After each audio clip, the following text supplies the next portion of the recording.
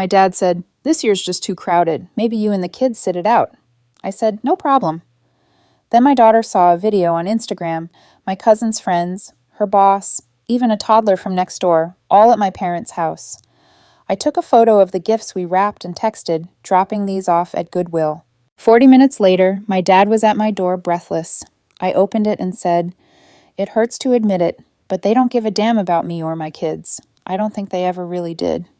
And saying that out loud, even just in my head, feels like ripping something open that I've spent years carefully sewing shut. I've done the emotional gymnastics, told myself they're just old-fashioned, just distracted, just not expressive.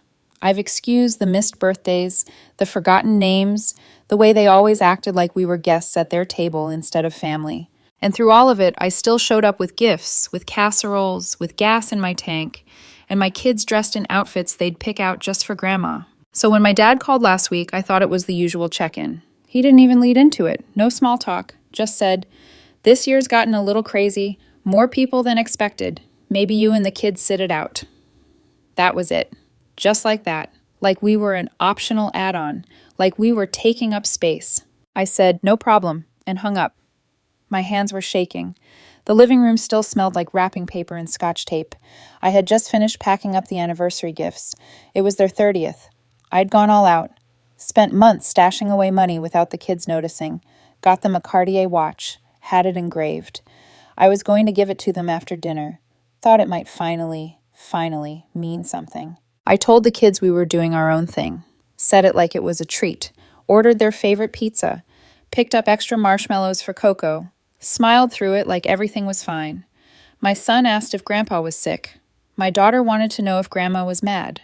I told him no, nothing like that. Just a change of plans. 2 days later, my daughter walked into the kitchen with her phone. She said, "Mom, look." It was an Instagram story, not one of those blurry, vague ones either. It was clear as day. Their house fully decked out. Balloons, flowers, a catered spread. My cousin's college friends were there, her boss, the family across the street with the toddler who once spit on our porch, everyone, even people I didn't recognize. And right there in the background, laughing and drinking, were my parents. My mom wearing the scarf I bought her last Christmas. My dad holding up a glass of champagne like he was king of the hill. My daughter stared at the screen quietly for a long time, then asked, "Why didn't they want us there?" I didn't have an answer. I still don't. I walked into the living room, grabbed my phone, and took a picture of the wrapped gifts sitting under the side table, the ones my kids had picked out and helped wrap. Then I texted the photo to my dad. No caption. A minute later, I sent a second message, dropping these off at Goodwill. I didn't expect anything. I didn't even stay by the phone. 40 minutes later, he was at my front door. I saw him through the window, pacing, jacket half on, no car in sight. He must have parked around the corner. I opened the door. He looked winded, like he'd run the whole way. He said we needed to talk. I didn't move. I just asked him, "What are you doing here?" And in that moment, I wasn't his daughter anymore. I was a mother who had run out of patience. He stood there like he expected me to move aside, like everything could go back to normal if he just showed up in person and looked mildly regretful. I didn't budge. The door stayed half open, the cold air pushing in between us. He started talking fast, like that would help. Said things got a little bigger than expected. Said he didn't plan the whole thing. That my cousin took care of the invites. That it wasn't about excluding me or the kids. It just happened that way. I didn't say anything for a few seconds because I needed to be sure I wouldn't snap. Then I asked him one question. "The toddler from next door made the list?" He shifted his weight, looked down like the ground was more comfortable than my face. Then he said something about how it wasn't meant to be personal, that we always take things too far, that I could have just called instead of sending a dramatic message. There was that phrase again, we. Like my kids and I are one blurry category he can dismiss together, like a stain he can't scrub out. He tried to smooth it over, said they were planning to call us the next day anyway. It's been a hectic week. He even said we could come by for cake that weekend. As if my daughter didn't already watch him give a toast without her. As if my son didn't already ask why Grandpa didn't want to see his drawing. So I told him about the watch, about how it took me months of cutting back, picking up extra shifts, saying no to things the kids wanted. I didn't want pity. I just wanted him to feel it, to know I gave him something real, and he gave us nothing. He went quiet, that kind of quiet where you know the apology isn't coming. Then finally he said it. You didn't have to do all that. Not thank you, not sorry, just a flat little reminder that everything I ever do for them is unnecessary in their eyes. That's when my daughter appeared behind me. She had socks on and was holding one of the gift bags, the one with the mug she made my mom in art class. She didn't say anything for a second, then asked, "Is Grandpa here to take the gifts now?" My dad looked at her like she was someone else's child, didn't even try to kneel down or hug her or say hi, just stared like she'd caught him doing something embarrassing. I said, "No, he's not taking anything," and I closed the door. He stood there for a second. I watched through the peephole. He didn't knock again, just stood still for a moment, then walked off down the driveway. He didn't drive. I think he parked a few houses down so the neighbors wouldn't see his car. That's the kind of man he is, more embarrassed by a scene than ashamed of what caused it. The next morning, I woke up to a wall of texts from my mom. Said I had crossed a line. Said I blew things out of proportion, that my tone was completely inappropriate, and I'd hurt their feelings. Then she said something that stuck with me all day. Maybe it's better if we take some time away from each other. She didn't mention the kids once. That's when I made my decision. I took the Cartier watch out of the box and drove to the store to return it. I had to argue with the associate about the engraving, but eventually got most of the money back. Enough to fix the water heater. Enough to maybe take the kids somewhere for the weekend. They didn't want our gifts. Fine. They wouldn't get anything from us again. After I returned the watch, I expected silence. That's how it usually went. They'd go quiet, wait for me to feel bad, then slide back into my life like nothing happened. I thought maybe this time would be different. Maybe they'd actually think about what they did. Maybe they'd say something to the kids. But I should have known better. The message came 4 days later. No apology, no checking in, just a short text from my dad. "Are you still sending the mortgage this month?" Not even a question mark. I stared at it like I didn't understand the words, like they couldn't possibly be that oblivious. That's selfish. For the past 4 months, I'd been quietly paying their mortgage. No fanfare, no announcements. They never asked me outright, just made vague comments about tight months and bad timing and how everyone's feeling the squeeze lately. I didn't tell the kids, didn't even tell my friends. I just did it because I thought that's what family does, even when it isn't returned, even when it hurts. I didn't respond. That evening, I got another message, this time from my mom. She said, "Just checking to make sure the mortgage didn't get delayed. We need to get the payment in by Friday." As if nothing had happened. As if I hadn't stood in my own doorway telling their granddaughter they didn't want our gifts. I sat at the kitchen table for a long time, staring at my bank app, at the money I'd been setting aside like clockwork. It hit me then how automatic it had become, how they'd come to expect it, how I was being used, not just for convenience, but for emotional leverage. And they never even pretended to respect me for it. So I texted back, "No, I won't be sending it anymore." No explanation, no opening for a conversation, just a line they couldn't cross anymore. My phone rang immediately. I didn't answer. Then my mom sent a flood of messages asking why I was suddenly changing things, why I was bringing money into personal matters, how I could be so cruel over one misunderstanding. Said I should think of how this would affect the kids, like she hadn't just written them off 2 weeks earlier. I didn't answer any of them. The next morning, my dad sent a longer text. He said he didn't think I'd take it this far, that they never meant to hurt anyone, that they were trying their best, and I should be the bigger person.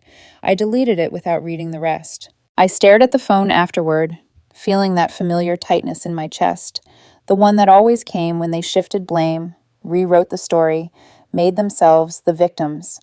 It was the same cycle every time: hurt, deny, guilt trip, and wait for me to cave. For years, I did. For years, I let myself be the flexible one, the forgiving one, the one who absorbed every blow and handed back understanding. But something was different now. Maybe it was the way my daughter had stared at that Instagram video, her face falling piece by piece as she realized her grandparents celebrated without her. Maybe it was my son asking if Grandpa was sick, searching for a reason that wasn't cruelty. Maybe it was the cold air coming through the cracked door as my dad stood outside, refusing to look my daughter in the eye. Or maybe it was the mug, the ceramic one she painted, bright red with uneven gold letters, the one she made with so much pride, only for it to be rejected before it ever left our house. Whatever it was, something inside me hardened. I didn't text them again, didn't call, didn't check to see if they'd try one more time. For the first time in years, I didn't feel responsible for fixing the mess. I didn't feel obligated to sweep it under the rug and pretend we were a normal family. I let the silence sit. That day, I cooked dinner while the kids watched a movie in the living room. They laughed at something silly, loud, and unrestrained, and for a moment I felt lighter, like the weight I'd been carrying wasn't mine anymore. Later that night, I opened the cabinet where I stored documents and bills. I took out the folder where I kept records of every mortgage payment, every transfer confirmation, every screenshot of my parents hinting about money. I didn't know exactly why I felt the need to look at them. Maybe to remind myself I wasn't imagining things. Maybe to see the proof in black and white. I flipped through page after page, the numbers blurring slightly at the edges. 4 months, 4 full payments, each one enough to cover something my kids had to go without. Each one a choice I made out of loyalty, out of love, out of hope that they'd meet me halfway one day. But they never did. Around midnight, I finally closed the folder and put it back. I turned off the lights, checked on the kids, and crawled into bed. My phone lit up twice, once from my dad, once from my mom, but I didn't open either message. For the first time, I wasn't afraid of what would happen if I didn't respond. I wasn't afraid of their disappointment, or their silence, or their judgment. I wasn't afraid of being the daughter who finally said no. I lay there in the dark, listening to the quiet house, and realized something I hadn't felt in a very long time. I was choosing myself, and I wasn't sorry. That week, I sat down with my budget. I canceled the automatic transfers and redirected everything back to my savings. For the first time in months, I didn't have to juggle bills to cover someone else's life. I bought new sneakers for my son, ordered my daughter the book series she'd been talking about, cooked meals without doing mental math at the grocery store. I expected them to go quiet. That would have been easier. But they didn't. 2 weeks later, I got a call from the school. Not from the front desk, from my daughter's teacher. She said, "Your mom came by this morning." It was just past noon when my phone rang. I didn't recognize the number, but I picked up anyway. It was my daughter's teacher. She sounded calm but careful, like she was measuring every word. She said, "Hi, Joyce. I just wanted to let you know that your mom showed up at the school today." I went completely still. She explained that my mom came to the front office and said she was dropping off a small package for my daughter. At first, it sounded harmless, but then she asked to see her. When they told her that wasn't allowed without prior approval, she didn't leave. She said she was just a grandmother, that she wasn't a stranger, that she had a right to see her granddaughter. She didn't yell, but she kept pushing. When the office refused, she finally left, but not before handing over a small, gift-wrapped box with my daughter's name on it. I was at the school in 20 minutes. The receptionist handed me the box, already opened for safety. It was wrapped in familiar paper, the same pattern we used when we first wrapped the gifts they refused to accept. Inside was the ceramic mug my daughter made in art class, the one we painted together, bright red with a little sunflower and "Love You, Grandma" written around the rim in uneven gold paint. Taped to the bottom was a folded piece of paper torn from a notepad. It said, "I didn't mean for things to get this far. You're being unreasonable. The kids should be allowed to decide for themselves. No apology, no regret, just another message wrapped in guilt." I took it all, box, note, mug, and walked back to the car, trying to hold in the sick feeling in my chest. It wasn't just the manipulation. It was the fact that she'd gone around me. Showed up at my daughter's school like she had some right to cut through the boundaries I'd clearly drawn. When we got home that night, I didn't tell my daughter what happened. Just said Grandma dropped off something she forgot to give us. She nodded slowly and didn't ask more. But the whole evening, she was quiet. Sat through dinner, barely touching her food. Stared at the movie like it was background noise. She knew. Kids always know. Later that night, after the kids went to bed, I stood in the kitchen, holding the mug. The uneven paint, the little sunflower, the tiny brush strokes that were hers and mine together.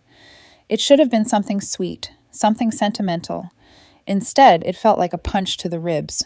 I set it on the counter and leaned against the cabinet, breathing slow, trying to unclench the tightness in my chest. My mom had crossed a line, a huge one. Not just emotionally, but physically, showing up somewhere she had absolutely no right to be. My phone buzzed then, a single notification lighting up the screen. I didn't check it right away. I already knew where it was coming from. They always reached out when they wanted control back. Not when they were sorry, not when they understood, when they felt cornered. Eventually, I picked it up. It wasn't my mom. It was my dad. "If you think you're cutting us off and keeping our grandkids, you've got another thing coming. I stared at the message. Read it twice, 3 times. My heart didn't race. My hands didn't shake. It felt like something quietly locking into place inside me. A click I had been waiting years to hear. I took a screenshot and emailed it to myself. Then, without hesitation, I forwarded it to a lawyer friend with a short note. Just in case. I didn't respond to my dad. I didn't text back. I didn't call. Instead, I walked to the filing cabinet in the hallway and pulled open the bottom drawer. Inside were every receipt, every statement, every transfer confirmation for the mortgage payments I'd made. All 4 of them.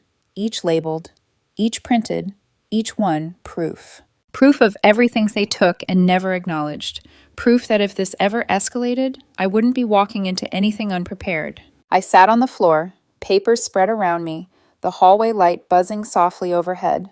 I never imagined I'd be the kind of person who needed this kind of backup, but that text from my dad wasn't a plea. It wasn't confusion. It wasn't even anger. It was a threat. And it was the moment I stopped being afraid of what cutting them off might look like. That week moved slowly, like the air had thickened around the house. 5 days passed since my mom showed up at the school, and the silence that followed was louder than any shouting match could have been. No texts, no calls, no attempts to apologize, no checking on the kids, nothing. Just an echoing, dragging quiet, the kind that feels like it's waiting for something to explode. Then Saturday came. The knock on the door wasn't loud, not urgent, just 3 solid taps, evenly spaced, like whoever was on the other side wasn't in a rush. I looked through the peephole. There they were, my parents, my mom holding a folder, my dad standing stiff behind her. They looked like they had rehearsed whatever this was supposed to be, like they came prepared for a negotiation, and he was ready to fight. I didn't open the door right away. First, I went upstairs and turned the TV on in the kids' room, told them to stay up there and not open the door no matter what. My daughter asked who it was. I said, "Just stay here, okay?"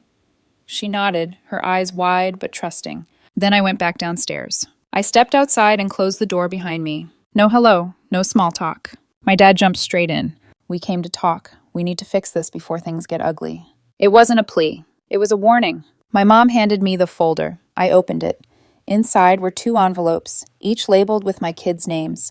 The handwriting was hers, tight little letters she used when she wanted to be taken seriously. She said they were letters just to explain their side of things, that they didn't want the kids to think they'd been abandoned. I told her they had no right to send anything directly to my children, that what happened wasn't a misunderstanding. It was a decision, a pattern, one that had gone on for years and finally hit the wall. Then she said something that made my stomach turn. "We didn't think you'd actually go through with this. You always forgive." That's what it was. That's why they pushed and pushed. They believed I'd always be there, that I'd eventually cave, show up with an apology casserole, bring the kids over like nothing happened. They counted on me being soft. My dad finally spoke again. He said, "We've been under pressure. The mortgage is behind again. If you're really cutting that off, it's going to destroy us." There was the real reason they showed up. Not for the kids, not for an apology, not even for reconciliation. "Money." I said, "You'll figure it out, just like I have." He looked at me like he was seeing me for the first time. Then his voice dropped into that bitter, defensive tone I knew too well. "You're punishing your own parents over a party. Do you know how ridiculous that is?" I laughed once, not because it was funny, but because I couldn't believe they were still trying to spin it. This wasn't about a party, it was about a lifetime. They left not long after. No explosion, no slammed doors, just a tight-lipped retreat. I stood on the porch and watched them walk to their car without looking back. That night, at exactly 9:03 p.m., my mom texted, "You've made your decision. I hope you're proud. We won't be reaching out again. Don't contact us unless it's an emergency." I stared at it. It didn't even hurt the way I thought it would. I didn't cry. I didn't panic. But I did feel something break loose inside me. Something old. Something I'd held on to for too long. Later, as I was tucking the kids in, my daughter wrapped her arms around me and whispered, "Even if they don't come back, we're okay. We have you." My son mumbled, already half asleep, "We have the funhouse now." I kissed their foreheads and turned off the light, and I realized they were right. We were okay. It's been just over 3 weeks since that last message, since they drew their line in the sand and told me not to contact them unless it was an emergency. No one has said a word since. No surprise calls. No vague texts pretending everything's fine. No cards for the kids. No curious questions passed through relatives, just nothing. And I won't lie, at first the silence felt like something was missing. Not them exactly, just the noise I was used to, the constant tension, the watching and waiting for the next jab dressed up as concern.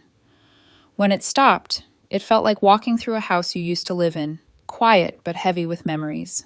I've had to remind myself daily this is peace, not loneliness, not a cold war, just peace. The kids adjusted faster than I expected, maybe because they were already halfway there before I even noticed. My daughter's been writing these little stories and taping them to her wall, stories about a girl and her magical dog who can travel through time. She told me the other night that the girl always wins because she remembers who she is, even when people lie to her. My son built a fort in the living room out of blankets and chairs. He says it's the no sad people zone. They eat snacks in there and watch old cartoons. And every time I peek in, I think about how lucky I am that they didn't let bitterness take root. They still laugh. They still believe in good things. A few nights ago, I found the box of gifts we'd wrapped before all of this. I thought I donated everything, but apparently one bag got pushed behind the coats in the closet. Inside was a frame my daughter made with a photo of the four of us from 2 years ago, back when things still felt fixable. She had decorated it with tiny foam hearts and glued a note to the back. For Grandma and Grandpa's anniversary, please don't cry. I sat on the floor for a long time holding that frame, not crying, just sitting with everything. It was never just about that party. It was about years of being sidelined, of being useful but not seen, of showing up with kids in tow and hope in hand, only to leave feeling like I'd crashed someone else's holiday. And the truth is, if I hadn't pulled away this time, they would have let it happen again and again and again. They're not reaching out because they miss us. They're staying silent because they lost control. I finally stopped being the daughter who swallowed it all and smiled. And that's not the version of me they know how to love. So it hurts. There are moments when I want to send a picture of the kids playing in the snow, or forward a silly video, or share a birthday invitation. I catch myself reaching for my phone and then I stop. Not out of anger, but because I remember what they did when they had the chance. They turned their backs, and now they're pretending they're the ones who've been wronged. So this is where it stands. I'm not making any promises. I don't know what will happen next year or the year after that. I don't know if they'll reach out when things get harder, or if they'll let pride bury what little relationship we had left. But I do know this. If they ever want to come back, it won't be to the same door they walked away from. It'll have to be different, or not at all. For now, it's just me and the kids. Pizza nights, pajamas all day on Saturdays, homemade decorations, music too loud, and cookies we always burn a little. It's not perfect, but it's real, and it's ours. So maybe this is the last update, or maybe not. Either way, thank you for reading. We're okay now, really okay. And for the first time in a long time, I don't feel guilty for saying that.